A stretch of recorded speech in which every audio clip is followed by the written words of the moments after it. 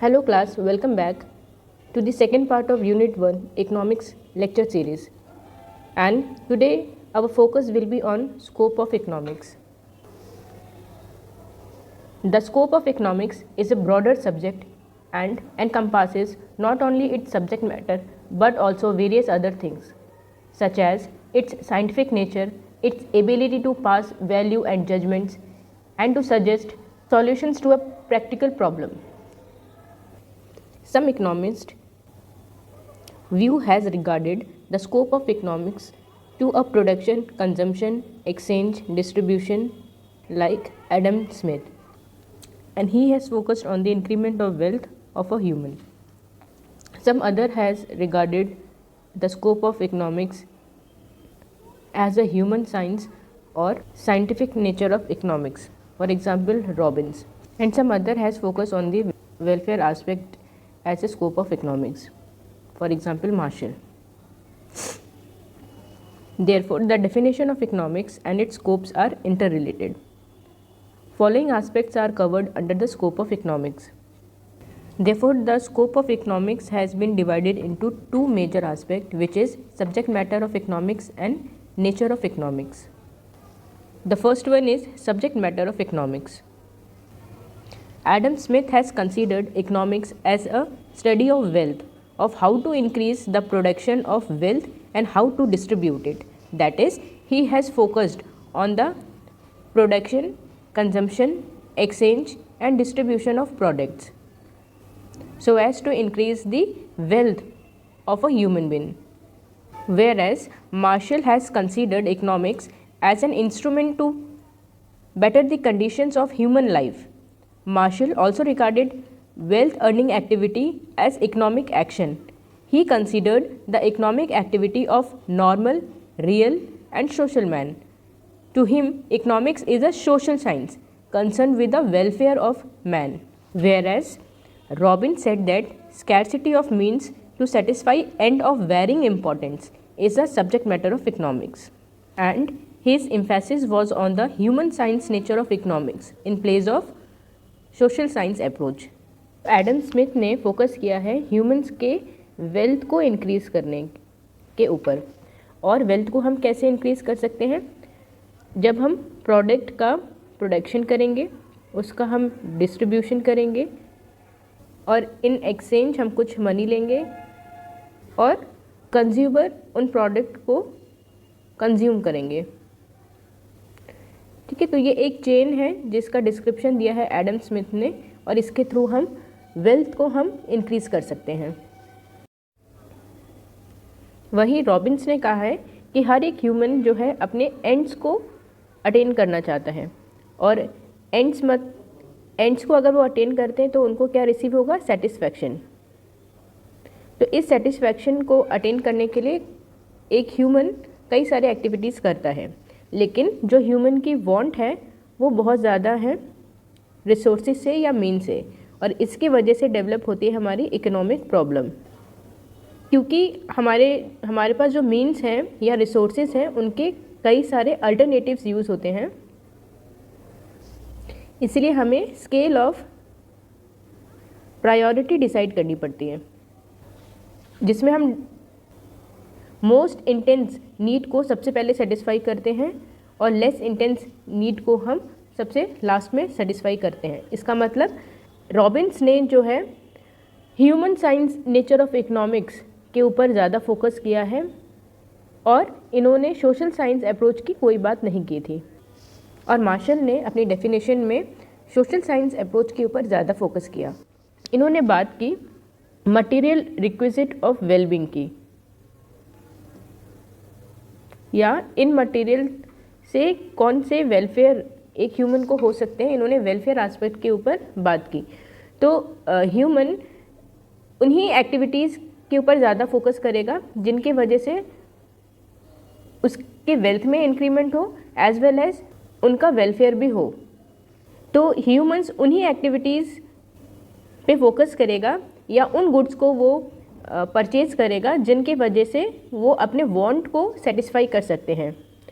तो इसीलिए तो जो भी उनकी वांट्स हैं उनको सेटिस्फाई करने के लिए ह्यूमंस एफर्ट्स देते हैं और उन एफर्ट्स के थ्रू वो अपने सेटिस्फैक्शन को रिसीव करते हैं। Therefore, the subject matter of economics can be classified under 5 major groups, that is consumption, production, exchange, distribution and public finance.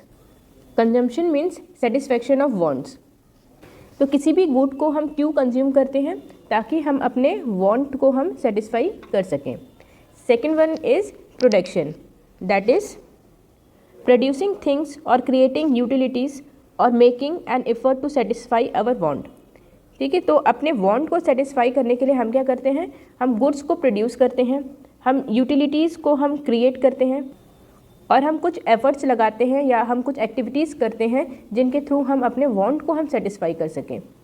जैसे भूख लगी है तो हमने रोटी बनाई, और रोटी बनाने के लिए हमने क्या किया? हमने कुछ एफर्ट्स लगाया और हमने प्रोड्यूस किया कच्चे आटे से रोटी को, और ये रोटी हमें क्या दे सकती है? हमें सेटिस्फैक्शन दे सकती है। कब देगी ये सेटिस्फैक्शन? जब हम इस रोटी को कंज्यूम करेंगे। ठीक है, तो हमारी वांट थी यहाँ पे, या हमारी डिज़ायर थी कि हमें भूख लगी है, रोटी चाहिए, तो उस रोटी को हमने प्रोड्यूस किया और उस प्रोडक्शन के लिए हमने कुछ एफर्ट्स लगाए और अल्टीमेटली हमने अपने वांट को सेटिस्फाई किया। The third one is exchange and it is related to money, credit and banking. जो भी गुड्स हमने प्रोड्यूस किए हैं उनके एक्सचेंज में हम क्या ले रहे हैं? हम मनी ले रहे हैं, और इस मनी को हम कैसे ले सकते हैं? हम क्रेडिट के बेसिस पे ले सकते हैं, हम बैंक के थ्रू ट्रांजैक्शन भी कर सकते हैं। तो कोई भी वे हो जिसके थ्रू हम अपने गुड्स की जगह हम मनी ले रहे हैं। Next is distribution, and distribution is sharing of all that is produce in the country among workers, landlords, capitalist and organizers. ठीक है, तो एक नेशन में जो भी चीज़ें प्रोड्यूस हुई हैं उनको हर जगह डिस्ट्रीब्यूट करना, चाहे वो ऑर्गेनाइजेशंस हो, चाहे वो कैपिटलिस्ट हो, चाहे वो लैंडलॉर्ड हो, चाहे वो वर्कर्स हो। ठीक है, तो पूरे नेशन के हर जगह उन प्रोडक्ट्स को डिस्ट्रीब्यूट करना जो भी हमने प्रोड्यूस किया है। And the last one is public finance, and public finance is a wide subject. It is a study of the role of the government in the economy. It is the branch of economics that accesses the government revenue and government expenditure of the public authorities and the adjustment of one or the other to achieve desirable efforts and avoid undesirable ones. Public finance एक ऐसी field है जिसमें हम government की finance related activities को हम study करते हैं। जैसे गवर्नमेंट का क्या रोल है इनकम में, गवर्नमेंट का क्या रोल है एक्सपेंडिचर इन इकोनॉमी में। फॉर एग्जांपल पब्लिक इनकम, तो पब्लिक इनकम गवर्नमेंट की वो इनकम होती है जो वो इनकम टैक्स के थ्रू या नॉन टैक्स एक्टिविटीज़ के थ्रू वो अर्न करती है। जैसे टैक्स इनकम में आ जाएगा हमारी इनकम टैक्स, हमारी सेल्स टैक्स, हमारी ड्यूटीज़, और नॉन टैक्स इनकम में आ जाएगा वो इनकम जो हम रेंट के थ्रू कमा रहे हैं, जो हम इंटरेस्ट के थ्रू हम कमा रहे हैं, या वर्ल्ड ऑर्गेनाइजेशन के थ्रू जो भी डोनेशन गवर्नमेंट को मिल रही है, ये सारी इनकम आ जाएंगी इनकी नॉन टैक्स इनकम में। इसी तरह public expenditure which is related to the money spend by government entities. For example infrastructure development के ऊपर जो मनी स्पेंड कर रही है गवर्नमेंट, या डिफेंस सेक्टर में कर रही है, एजुकेशन में, हेल्थ सेक्टर में, for the growth and welfare of the country. इसी तरह पब्लिक फाइनेंस में आ जाता है हमारा पब्लिक डेब्ट, which means it arises when public expenditure exceeds public income. Further इसमें आ जाएगा financial administration which includes preparation, passing and implementation of government budgets and various government policies. ठीक है, इसी तरह जो भी फंड है गवर्नमेंट का उसको हमें कैसे एलोकेट करना है, कैसे उसको डिस्ट्रीब्यूट करना है, कैसे इस फंड को हमें स्टेबलाइज करना है, ये सारे फंक्शंस आ जाएंगे हमारे पब्लिक फाइनेंस में। तो पब्लिक फाइनेंस जो है एक बहुत ही वाइड सब्जेक्ट है। मैटर ऑफ इकोनॉमिक्स को हमने क्लासीफाई किया है 5 मेजर ग्रुप्स में, जो है consumption, production, exchange, distribution and public finance. और ये है हमारा क्लासिकल व्यू। और जो सब्जेक्ट मैटर ऑफ इकोनॉमिक्स का मॉडर्न व्यू है उसमें 2 मेन एस्पेक्ट्स इंक्लूडेड हैं, which are micro finance. Microfinance and macrofinance. Microfinance is related to the price theory and macrofinance is related to the income theory. Microeconomics is defined as that branch of economics analysis which studies economic behavior of individual unit, maybe a person, a particular household or a particular firm. Under this, production, exchange and distribution are covered. That is, the earlier division of economics which includes consumption, production, exchange, distribution are covered under microeconomics और price theory of economics. तो microeconomics में हम किसी भी individual unit के behaviour को हम study करते हैं. दैट में include a person, a particular house hold और अ पर्टिकुलर फर्म. तो किसी भी पर्सन या पर्टिकुलर हाउस होल्ड या पर्टिकुलर फर्म के बिहेवियर को हम स्टडी करते हैं माइक्रो इकोनॉमिक्स में, जिसमें हम बात करते हैं प्रोडक्ट के प्रोडक्शन की, कंजम्पशन की, एक्सचेंज की और डिस्ट्रीब्यूशन की. अंडर मैक्रो इकोनॉमिक्स और income theory our study focuses on aggregates और totals which includes national income, output and employment, total consumption, saving and investment, and the general level of prices. It is also known as aggregative economics. That is, it deals with the growth of economy. तो micro economics में हम individual unit के ऊपर या particular firm के ऊपर हम focus करते थे, बट मैक्रो इकोनॉमिक्स में हम टोटल्स और एग्रीगेट्स के ऊपर हम फोकस करते हैं. जैसे किसी भी नेशन की नेशनल इनकम क्या है, टोटल आउटपुट और एम्प्लॉयमेंट क्या है, किसी भी नेशन का टोटल कंजम्पशन कितना है, टोटल सेविंग एंड इन्वेस्टमेंट्स कितने हैं और वहाँ के प्रोडक्ट्स की जनरल लेवल ऑफ प्राइसेस क्या है. क्योंकि हम यहाँ पे एग्रीगेट्स या टोटल्स की बात करते हैं, इसीलिए इसको हम एग्रीगेटिव इकोनॉमिक्स भी कहते हैं. Therefore it deals with growth of economy. For example, the calculation of GDP, GNP are related to the growth of economy. This was related to the subject matter of economics. Therefore, we can conclude that scope of economics is divided into two main aspects, which is subject matter of economics and nature of economics. The subject matter of economics includes 5 classical views and 2 modern views. The 5 classical views includes consumption, production, exchange, distribution and finance, public finance, whereas 2 modern views includes microeconomics and macroeconomics. The second part under scope of economics is nature of economics, and the nature of economics includes 3 questions which are to be answered. That is, whether the economics is a science, is economics a positive science or normative science, and is economics is an art also. Nature of economics 3 questions के ऊपर focus करता है कि क्या economics science है, अगर science है तो पॉजिटिव साइंस है कि नॉर्मेटिव साइंस है, एंड थर्ड कि क्या इकोनॉमिक्स आर्ट भी है. Art means application. Let us focus on the first question under nature of economics, which is economics a science? क्या इकोनॉमिक्स साइंस है?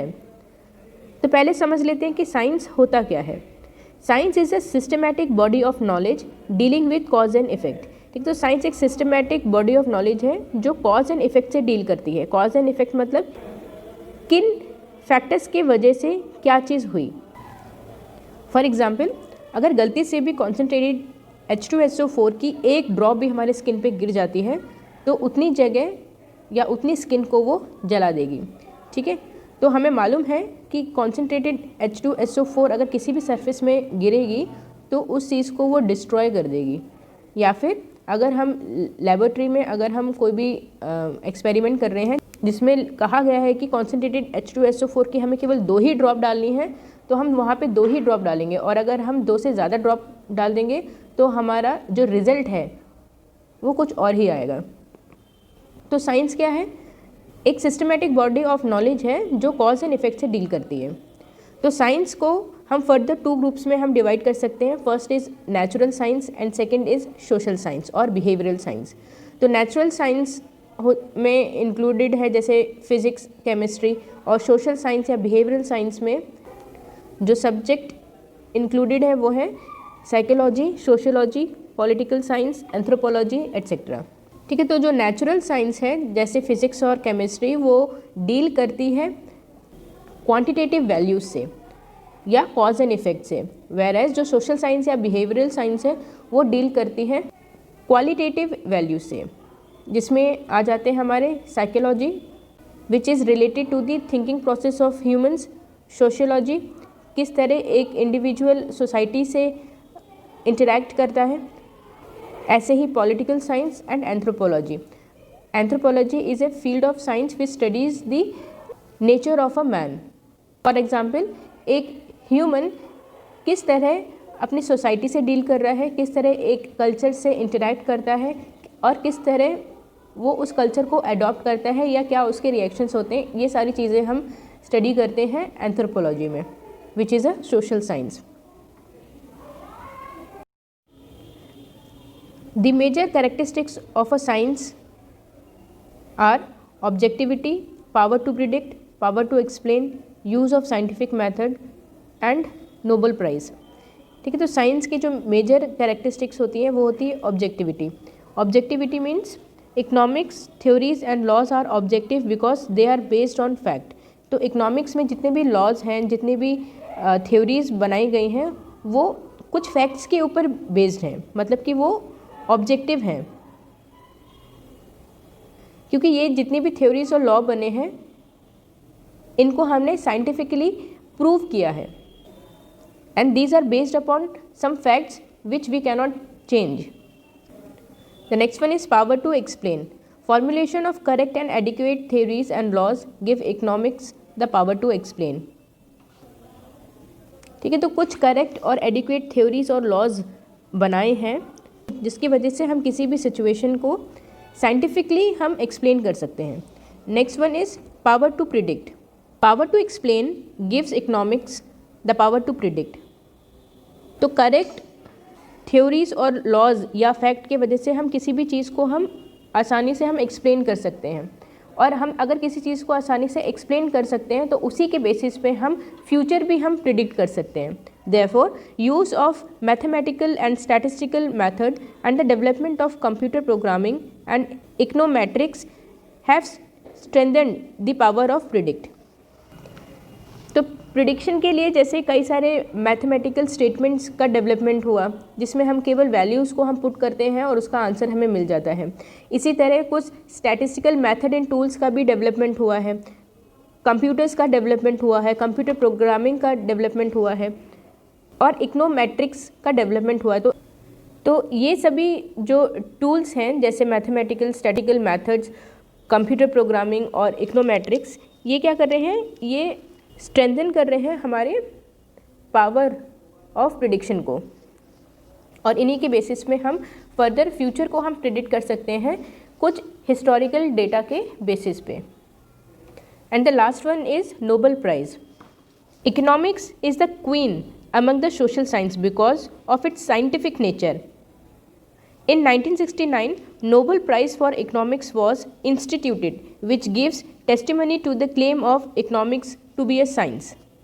तो 1969 में फर्स्ट नोबेल प्राइज़ दिया गया इकोनॉमिक्स सब्जेक्ट में, and it was awarded for outstanding contribution in economics or social science. And this claims that economics is a science. Next question under nature of economics is economics a positive science or normative science?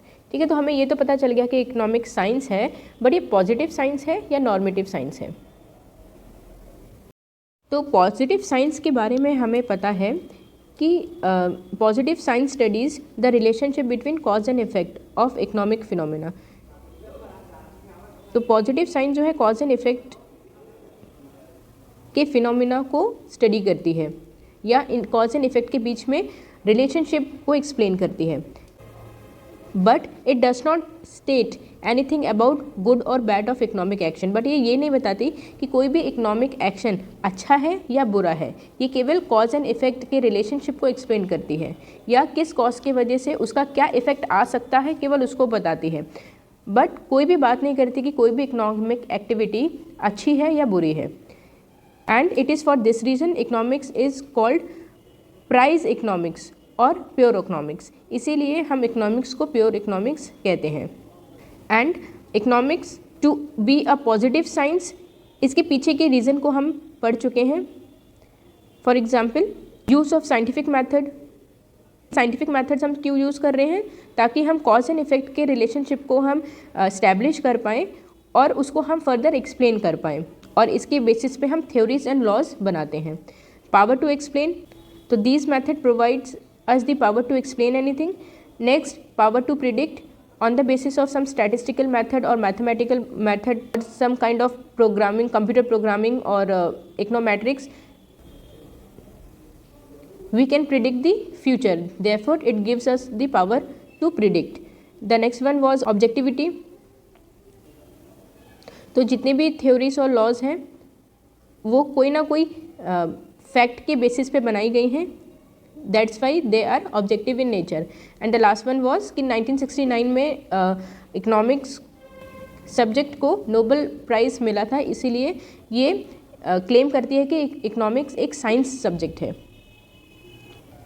And normative science और normative economics is concern with what ought to be. It deals with the moral judgement और value judgement of economic action. ठीक है, तो अभी हमने पढ़ा था कि जो पॉजिटिव साइंस है वो केवल थ्योरीज, लॉज और फैक्ट या कॉज एंड इफेक्ट का रिलेशनशिप बताती है, बट वो ये एक्सप्लेन नहीं करती कि कोई भी चीज़ किस हद तक सही है और गलत है। बट नॉर्मेटिव साइंस इस चीज़ को एक्सप्लेन करती है कि कौन सा इकोनॉमिक एक्शन सही है और कौन सा इकोनॉमिक एक्शन गलत है। हमारे मॉरल जजमेंट और हमारे मॉरल वैल्यूज़ को या इकोनॉमिक एक्शंस को ये एक्सप्लेन करती है कि किस सिचुएशन पे क्या हो सकता था या क्या होना चाहिए, इसके बारे में नॉर्मेटिव साइंस बताती है। We can explain it on the basis of following factors. The first one is man is a sentimental. Man is not only logical but sentimental as well, hence human behaviour should be studied from both the angles. तो man जो है वो logically भी सोच सकता है और sentimental वे में भी सोच सकता है। मतलब लॉजिकल वे जिसमें हम लॉजिक्स की बात करते हैं, जिसमें हम अपनी कॉग्निटिव थिंकिंग या हम माइंड का यूज़ करते हैं, वेयर सेंटिमेंटल जिसमें हम अपनी फीलिंग्स और इमोशंस का यूज़ करते हैं और अपने जजमेंट्स देते हैं। तो मैन जो है वो सेंटिमेंटल होता है और जो ह्यूमन बिहेवियर है वो इन दोनों एंगल्स को स्टडी करता है, लॉजिकल एक्शंस को भी और सेंटिमेंटल थिंकिंग या एक्शंस को भी। The next one is economics cannot be free from subjective feeling. That is, economics cannot be free from subjective feeling and attitudes. Even positive economics is not completely objective. कोई भी economics हो वो पूरी तरह objective या logical thinking के according काम नहीं कर सकता। कुछ ना कुछ सब्जेक्टिव फीलिंग उसमें आ जाती हैं। फॉर एग्जांपल जैसे personal biasness, his feelings and emotions. किसी भी इकोनॉमिक्स की इथिक्स एंड वैल्यूज़, उसका कल्चर, ये सारी चीज़ें अफेक्ट करती हैं एक इकोनॉमिक्स को। इसका मतलब उनमें सब्जेक्टिव फीलिंग आ ही जाती हैं। And the third one is division of labour. तो डिवीजन ऑफ लेबर मतलब कि हम इस चीज़ को हम प्रिडिक्ट करते हैं कि पर्टिकुलर वर्क को कंप्लीट करने के लिए कितने लेबर्स की ज़रूरत होगी, और हम केवल किसी भी इंडिविजुअल के एक्सपीरियंस और उसके सर्टिफिकेट्स या उसके उन सर्टिफिकेट्स के ऊपर हम रिलाई नहीं कर सकते जो ये चीज़ बताती हैं कि पर्टिकुलर स्किल पर्टिकुलर इंडिविजुअल में है, जब तक कि हम उनके काम को देख नहीं लेते। तो यहाँ पे कभी कभी रॉन्ग डिवीजन ऑफ लेबर भी हो जाता है, which is related to the normative science, जिसमें हम स्टडी करते हैं किसी भी इंडिविजुअल के बिहेवियर को। तो जो डिवीजन ऑफ लेबर है वो भी हमारे नॉर्मेटिव साइंस से डील करता है, क्योंकि हम इसमें एग्जैक्टली फैक्ट के बेसिस में हम कोई चीज़ नहीं बोल सकते, हम केवल प्रिडिक्ट करते हैं अपने पास्ट एक्सपीरियंस के बेसिस पे। Third one under nature of economics is economics is an art? Economics differ on the role of economics as an art. According to J.M. Keynes, an art is a system of rules for the attainment of a given end. Formulation of economic policy or applied economics is the major function of an art. तो art क्या है? ये कुछ ऐसे rules होते हैं जिनको अगर हम अप्लाई करते हैं तो उसके बेसिस पे हम पर्टिकुलर एंड तक पहुंच सकते हैं. फॉर एग्जांपल कि जैसे इकोनॉमिक पॉलिसी का फॉर्मुलेशन करना या applied economics. Applied economics deals with the application of theories and laws which were formulated on the basis of some facts and information. ठीक है, तो अप्लाइड इकोनॉमिक्स में हम पॉलिसी को हम फॉर्मुलेट करते हैं या हम किसी भी लॉ या थ्योरी का एप्लीकेशन प्रेजेंट सिनेरियो में हम करते हैं. तो किसी भी स्किल को आना बहुत बड़ी बात नहीं है, उसके एप्लीकेशन को सीखना और पर्टिकुलर स्किल को पर्टिकुलर सिचुएशन पे अप्लाई कर पाना या लॉ को अप्लाई कर पाना या थ्योरीज़ को अप्लाई कर पाना सबसे इम्पॉर्टेंट होता है. क्योंकि अगर किसी चीज़ की केवल इन्फॉर्मेशन या नॉलेज हमें है बट उस चीज़ को हमें अप्लाई नहीं कर पा रहे तो उस नॉलेज और इन्फॉर्मेशन का कोई भी यूज़ नहीं रह जाता लाइफ में.